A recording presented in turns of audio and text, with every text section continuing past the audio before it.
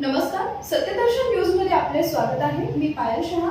एक नजर टाकूया आजच्या ठळक घडामोडीवर।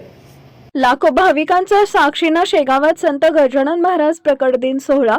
शेगावात संत गजानन महाराजांचा 148वा प्रकट दिन सोहळा मोठ्या उत्साहात साजरा होत आहे।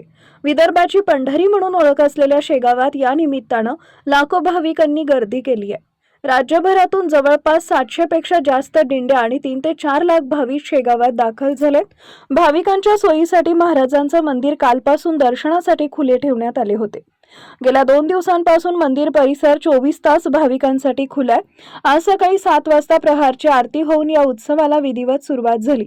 गजानन महाराजांच्या समाधी दर्शनासाठी भाविकांना साधारण 6 तासांचा अवधी लागत आहे, तर मुख्य दर्शनासाठी 1 ते 1.5 तास प्रतीक्षा करावी लागत आहे। भाविकांची ही प्रचंड गर्दी महाराजांवरील श्रद्धेचं प्रतीक आहे।